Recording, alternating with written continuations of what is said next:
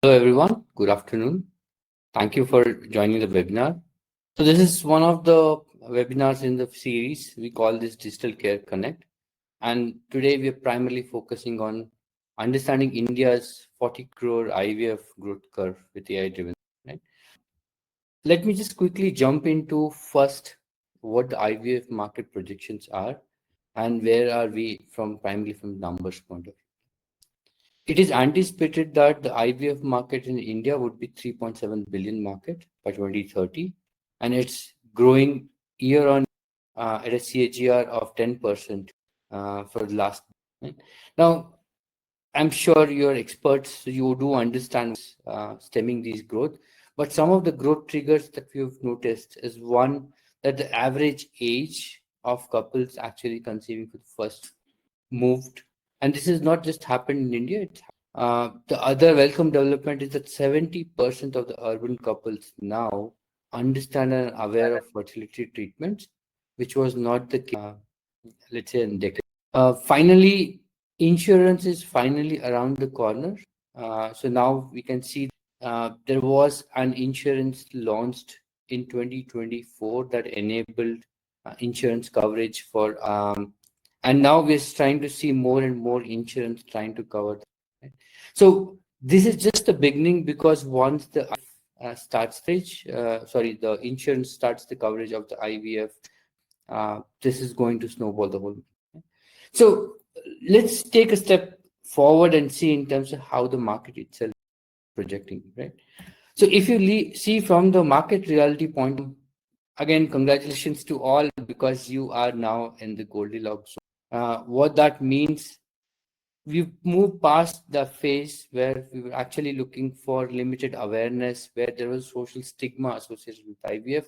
All that is now gone, and right now we are where every couple who's looking for an IVF has a very at least outlook toward. Uh, what we have also realized is that we are yet to go into a stage where we are getting into an excessive commercialization. So that's the part that is probably let's say at least half a decade away. So right now we are in that space where you can come into an IVF space and actually do something substantial and brand. Speaking of, I'm assuming that if you are in this space, you're here to deliver your vision, which means you want to ride the growth curve and you're already focused in terms of how you want to build your practice. Now, any doctor, any IVF specialist who are primarily looking to scale and grow in this market, primarily focusing on three aspects. One, expanding into new geographies, which is a very obvious way to scale. Second is to build a much stronger brand for their clinic, for themselves, that would outlive just their own persona. And third, to demonstrate scalability, indicating that these clinics or these tertiary clinics that you're building can actually function on their own and actually grow into a market. What we have identified is that irrespective of what your focus is, this focus is primarily culminating to how much of a capital can actually be made available. Now, either you might be looking to, let's say, finance your own growth, or you're looking for external capital, which can be primarily driven from a VC point of view. But irrespective of where the capital is coming from, there are three primary key KPIs that you should have your eye on. Right?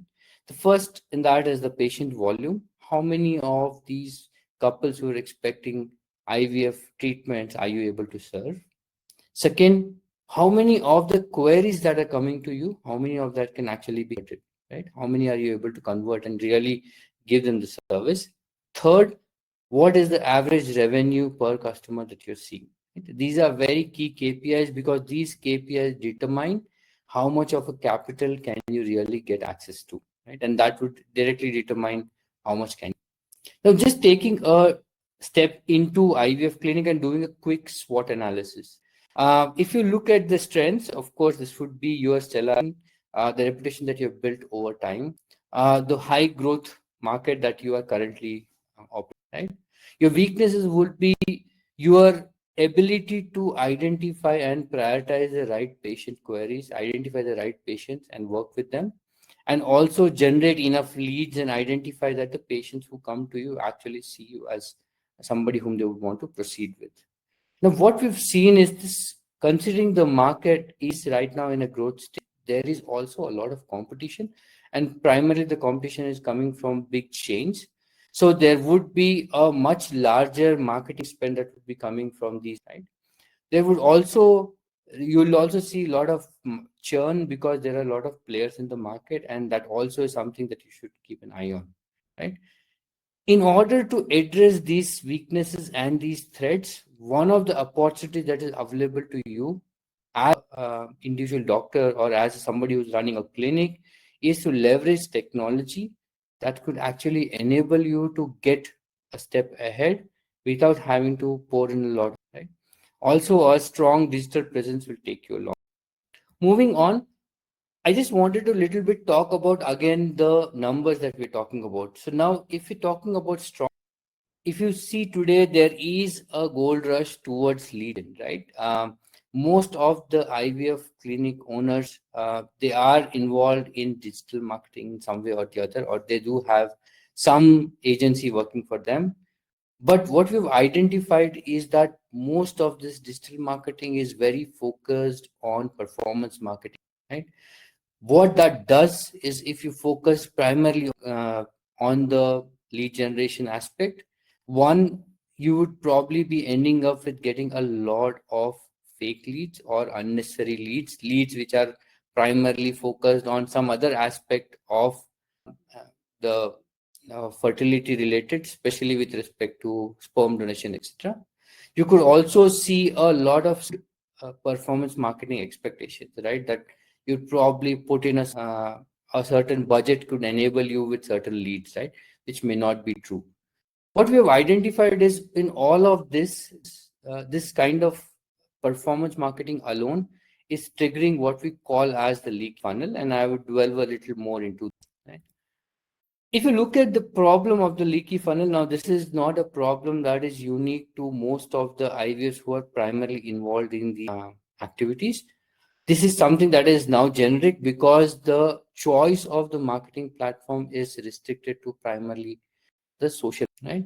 Now, what is happening is a lot of these marketing agencies are focusing on first the awareness, and the moment we identify there is a first intent from a patient side, the there is a urgency to actually jump onto the action, right? To actually have telecallers team call back patients, trying to get the appointments or trying to focus too much on the conversion aspect of it while skipping the other two steps in the funnel. What we have identified is that we cannot just jump from awareness to action. There has to be an process of learning and self-learning, and self-serve mechanisms actually go a long way. The additional aspects are where patients are expecting most of these communications to happen offline. They want to at least dive into what does technology actually mean when it comes to fertility, and they want to understand a little more, be able to ask questions, be able to delve into a lot of these aspects before they're even ready to come and meet, right? And just rushing patients through this funnel is just going to trigger more patient dropouts and not going to help you go through this in any positive. In order to address this, this is where an AI can actually come and help you, right? Now, you can use AI-based tools to primarily plugging in the leaks, which means an AI can automatically have lead qualification done for you every time a lead. The reason why these AI tools work better than your traditional CRMs, which are customer, are primarily because an AI can have a care administrator and a CRM built into it together, which means not only can they ask the intent with the patient who's inquiring, they can also help patient educate, understand, help answer these questions in the language that they prefer, and at any point of time that they would want to do it. This is empowering the patients to actually dwell more into these aspects and understand how you, as a doctor or as a clinic, is the right choice that you make. There are also a lot of aspects in terms of how much conversion is correct, how much of this information is really right. And most of this information, when presented in the local language, can actually supplement a lot of information that the patient would like and that patient would want to do. These can actually be enabled on any of the channels that you right. So most of these AI tools can actually be enabled on your existing voice channels. They can also be enabled on your social media as well as on WhatsApp. So this also gives you and converge all your funnels into a common engagement channel, and then have consistent messaging that is exchanged with the patients throughout their journey. Here is a very quick case study of one of the customers that we're working very closely with. We've been working with them for almost over an year now. When we started working with Tamra IVF, they've been around for decades. They've been working on women and child health issues for almost 1981. So they've been around for a very, very long time. When we started working with them, they had two or three primary challenges. One was the telecaller teams, right? Most of these telecaller teams that they had were actually female agents. And for them to actually take entire lead funnel and keep calling each funnel to do the conversion was becoming challenging. Also, they the average lead aggregation or segregation and the first engagement time was somewhere around 75 minutes. This does not mean that they were actually taking 75 minutes to reach to a patient. This means that after they had got a list of patients or interests from the social media, to scrutinize and to get to the right patient who really needed that help, this was a very conversion, right? Also, most of the times when they actually try to have that conversation with where patient does not want to have a direct conversation with somebody from a front desk point of view, because all that can do to the patient is give them an appointment. They were rather wanting to talk or engage with a channel where they could actually be little educated in terms of what their options are, right? Over time, in the last year, we've seen that the average response time for Amra has reduced three, right? And the engagements are 24/7, and we are able to cater to patient queries in more than 4 languages. What we've also been able to do is we're able to actually do first level with almost 35% of the leads which were getting missed, and we are able to also at the same time reduce the call loads by over 40%. What this means is that 60-70% of your sales or the lead funnel that is getting generated, which is actually not your customer base, we're able to identify, prioritize, and segregate that information. This helps caller teams to actually now focus on the specific leads which are actually conversing with the system and where the problem is known. Our system is also able to position a lot of information based on the context itself.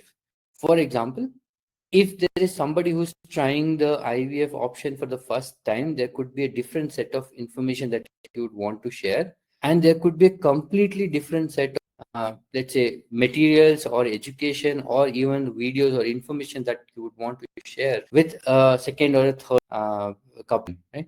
And they were able to segregate this, identify right content that is necessary for the patient and share with that patient without actually having to get anybody, right? You've also seen the conversion rate jump from 3% to 10%, which is a very healthy, right? Here is a quick quote from the customer, which is primarily focused on how we are able to automate the entire lead engagement and have 35% reduction in the missed conversations, which otherwise would have got unanswered and answered at a much later point of time when the customer is already moved, right? Just to talk a little about Prodoc, we are a global category leader in care journey intelligence. We've worked with over 1 million customers. We have worked over 100 plus clients.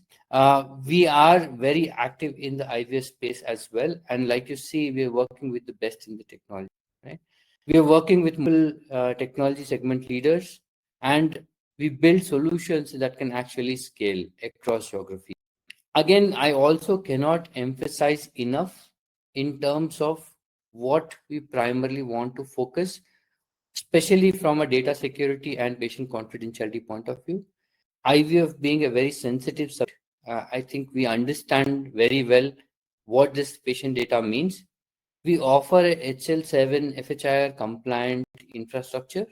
We are also 27001 compliant, and we actually encryption of patient data both at rest as well as in transit, so you can actually be rest assured that your patient data is safe with us. With that, I would like pass it back the ball to Farheen. Maybe we can open up for questions and we can engage. We wanted to keep 10 minutes for Q&A so that we can actually engage with you, have some meaningful conversation. Over to you. Yeah. So I think a few of them have missed bit of it. If you could just a bit at the end, because there was some network issue. If you could just give an overall view of what we just spoke, that would be great, because some of them had joined. Let me just use one slide in this. I don't want to go through the entire presentation. From an IVF point of again, the market is in a growth, right? So you are seeing more and more awareness across both tier 1 as well as tier 2 and tier towns. So people do understand that there are multiple channels, you're not able to right now. While we're talking about addressing the infertility part, your reputation, your brand will play as a strength for you, right? But one of the primary weaknesses that we have seen is that excessive performance marketing will result into patient queries which are either not appropriate, or you will get a lot of junk leads that you will have to be able to go through only to identify the right. So how do you prioritize the patient queries, how do you address them, and how do you enable your patient is going to take you a long way. And then the lead quality and the dropouts are primary KPIs that you should really focus on. So from a threat point of view, again, there are competitions from big chains. So that is another place where I think there will be a lot of focus and to address the patient's churn, right? In all of this, the opportunity lies in leveraging the technology. The technology can actually play a significant role in terms of enabling you to actually engage with the patients better without actually overloading your manpower. You could have much better digital presence. You can have more engagement and conversations with your patients without you having to do most of the heavy lifting, and that's where the AI can come in. I will just quickly also talk about the primary problem that we are trying to address. For us today, what we see and observe in the market is that there is a lot of focus on the performance marketing in the funnel generation. So we have a lot of focus on the awareness aspect of it, and we see that there are a lot of engagement that trigger first interest. But we also see that there is a focus on trying to convert that awareness to action quickly, and the most of the focus in this direction is to use telecaller teams to actually call patients, and it is actually resulting in an opposite effect where you see a lot of false, right? So even though a patient might have filled an interest form or raised the query, assuming that the query will result into a direct appointment, and having caller teams call them repeatedly was not going to result into any useful engagement. We are instead proposing that use the standard funnel based approach, where post awareness, you share enough educational information, you work with the patients by providing in-depth content, try to understand the expectation that the patients have, and have this in more of conversation and Q&A formats. I understand that this is not possible, that you can do this individually with the patients, and this is where the AI will come in. And there are sufficient AI tools out there that can help do this, right? So you can automate your entire lead qualification, you can improve your appointment conversations, and you can automate entire your 24/7 patient engagement in the languages that the patients prefer, right? And that could actually help you take the patients through that entire sales funnel and get to that appointment that you. So again, I will stop here. Maybe we can take few. Thank you, Raghu. So we have a question where someone is asking if Prodoc can integrate with their current and do we have a separate app for that or handed. Okay, so that's a great question.